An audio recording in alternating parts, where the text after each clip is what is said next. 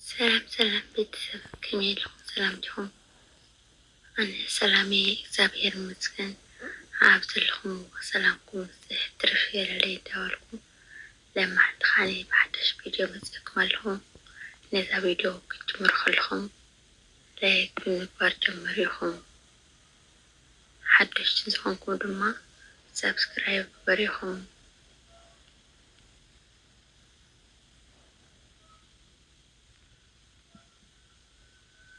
لما حتى بحداش فيديو مثل كنقول نسلمى بفري يتمرحو تبل انتهي دعا بفلتة ردية كونو بحر نمبر ممرح نمبر بصحة سبعة فري بمتاج نمبر بخمية قصلا يفلتون يزيد ما بسمية بحق نمبر بردية ممرح نسلزي يخدو ايو ብዙሓት ሰባት ሲንግል ንኸይኾኑ እዮም ዝፈቐሩን ዝመራሕውን ኣብ ነዊሕ ትዕዝብተይን መፅናዕተይን ዝበዝሑ ብሓንሳብ ስለ ዘለዉ ሰብ ሓዳር ካብ ናይ ሲንግል ንላዕሊ ፅምዋን በይናውነትን ኣለዎም። ውሑዳት እኳ ኣይኮኑን እዮም። ጊዜኦም ኣብ መረድዳእ مقلل إلكا مملناس هدي إلكا مقر خلال محلات حقوس إلكا مس حدار كان دق خان ممساي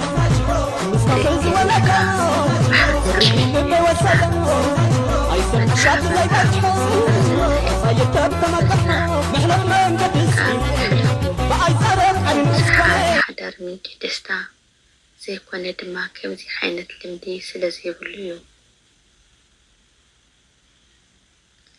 ዝበዝሑ ከፍ ኢሎም ቴሌቪዥን እንዳረኣዩ እቲ ኣብቲ ቴሌቪዥን ዝመፅእ ደራፋይ ወይ ተዋሳኢ እዮም ዝዛረቡ።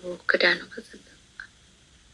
ክፅብቅ ከምዚ እዩ ኢሎም ከምዚ እያ ኢሎም እኳ ወዲ እዚ ዓዲ እዩ ጓል እዚ ዓዲ እያ እንዳበሉ ወይ ንሱ የወሪ ወይ ድማ ንሳ ትሰምዕ ወይ ንሳ ተወሪ ንሱ ይሰምዕ ውሕድ እዩ። ንሕማቕ ልምዲ ካብ ገዝኡ ሰጊጉ ፅቡቕ ልምዲ ከማሕበል ዝፅዕር ንኣብነት ናይ ሕሜታን ወረን ህልኸን ቴሌቪዥን ምርኣይን ሕማቓት ልምድታት ሰጊጉ ብሓንሳብን ቁም ነገርን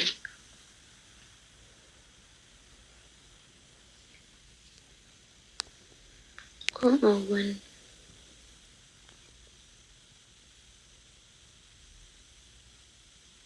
ልቦና ዘለዎ ዋዛን ሰሓቕን ምዝራብ ህድኢልካ ምርድዳእን ምምያጥን ምንባብን ዝኣምሰሉ ልምድታት ከማሕበል ዝፅዕር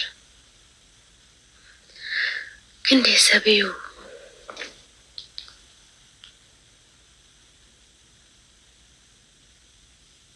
ፍቕሪ እንታይ እዩ ሓዳር እንታይ እዩ ሂወት እንታይ እዩ ኢሉ ዝሓትት መፅሓፍ ዘንብብ ዘፅንዕ ብሓንሳብ ዘሰላስል እመንኒ ዘይተመርመረ ሂወት ክትነብሮ ብቑዕ ኣይኮነን። ንብዙሓት ፍቕሪ ይኹን ሓዳር ምስ ረኸብዎን ምስ ጀመርዎን ኣሸልታዊ እናኾኑ ይመፅእ ብርድኢት ብፍላጥ ልቦና ስለ ዘይኣተውዎን ስለ ዘይረአይዎን እዩ። እዚ ድማ ሽልትውን ዘይሕውትን ሓዳር ጥራሕ ዘይኮነ ሽልትውን ዘይሕውትን ሂወት ከም ዝነብሩ ገብሮም። ጥበበኛ ሰሎሞን ቤት ሳላ ጥበብ ይሃንፅ ሳላ ምስ ተባህልካ ኣይፀንዕ ክፍልታት ቤት ሳላ ፍልጠት እዩ ክቡርን ጽቡቕን ዘበለ ኩሉ ጥሪት ዝመልእ ጥበበኛ ሰብ ብርቱዕ እዩ። ኣእምሮ ዘለዎ ከዓ ሓይሉ የጽንዕ እምበኣርሲ ብጥበብ ተመሪሕኻ ተዋጋእ ድሓን ከዓ ብምብዛሕ መኻርቲ እዩ ይብሉ። ክንደይ ሰብ እዩ ንሓዳሩ ንህይወቱ ንቤቱ ብጥበብ ዝሃንጽ ብምስትውዓል ድማ ዘጽንዕ። ጥበብ ማለት ናይ ምስማዕ ናይ ልቦና ምዝራብ ናይ ብልቦና ምዝራብ ኣብ ሱቕ ክትብሎ ዝግበአካ ሱቕ ናይ ምባል ክእለት ቁጥዕኻ ምቁፅፃር ሃዲኻ ንነገራት ምፍታሕ ኣብ ኩራኻ ንነዊሕ ግዜ ምጽናሕ ወዘተ እዩ።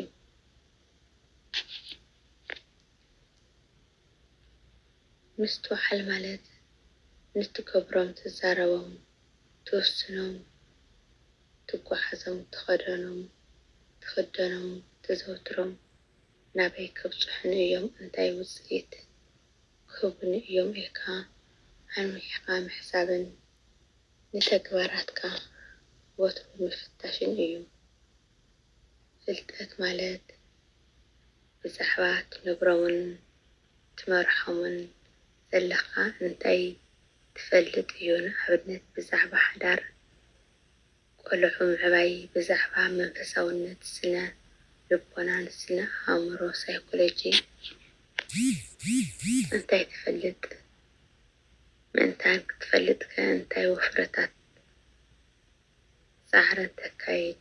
ስለዚ ቤትካ ክትሃንጽ ከም ናይ ምስማዕ ብልቦና ምዝራብ ኣብ ሱቕ ክትብሎ ዝግበአካ ሱቕ ምባል ቁጥዕኻ ምቁፅጻር ንነገራት ብህድኣት ምፍታሕ ናይ ዝኣምሰሉ ጥበብ ምስ ዝህልወካን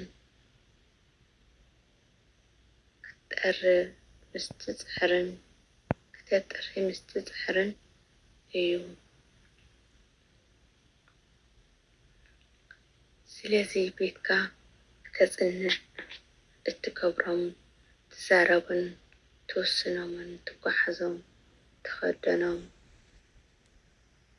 ተዘውትሮምን ኣዚኻ ምስትውዓል እዩ።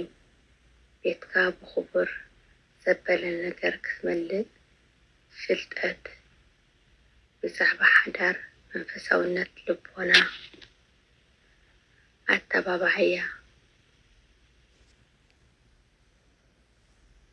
ቆልዑ ሳይኮሎጂ ዝኣምሰሉ ከየድልየካ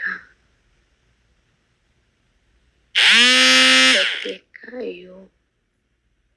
እዚኦም ተለካ ብሱል ኣተሓሳስባ ሒዝካ ስለ እትዋጋእ ኣብ ሓዳር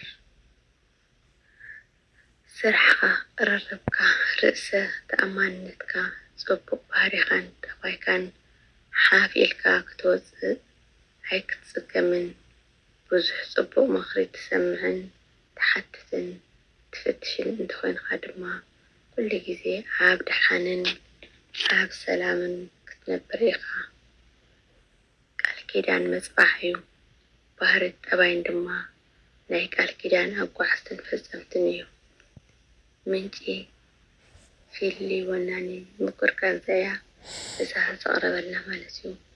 ብሓቂ ጸግኦ በረከቱ የብዝሐልካ ብርዕኻ ይሰስን ክብለካ ይደሊ። ነዚኣ ትመስል ነይራ ሒዝያ ዝመጽኹ ቪድዮ ተተመቻትኩም ላይክ ሸር ግበሪኹም ካብዛ ጽሕፍቲ ብዙሕ ነገር ተማሂርኩም ክትኮኑ ድማ ተስፋ ይገብር። ደቂ ሰባት ናብ ዝኾነ ናብ ሓዳር ወይ ከዓ ናብ ፍቕሪ ክንኣቱ ከለና ብስምዒት እምበር ብርድኢት ኣይኮነይ ንኣቱ እንህሰ ድማ ኣብዙ እዩ ማለት እዩ። እንታይ እዩ ብፍቕሪስ እንታይ እዩ ኢልና ክንርዳእ ኣለና ውሽጥና ክንፈልጦ ኣለና ማለት እዩ። ብስምዒት ብቻ ንጓዓዝ ተኾይንና ወደቕቲ ኢና። ኣብ ብዙሕ ከይተጓዓዘ እውን ክወድቕ ይኽእል እዩና ፍቕሪ ክንጅምር ከለና ወይ ከዓ ሓዳር ክንጅምር ከለና ብርድኢት ዳኣ እምበር ሰቂልና ብስምዒት ክኸውን የብሉን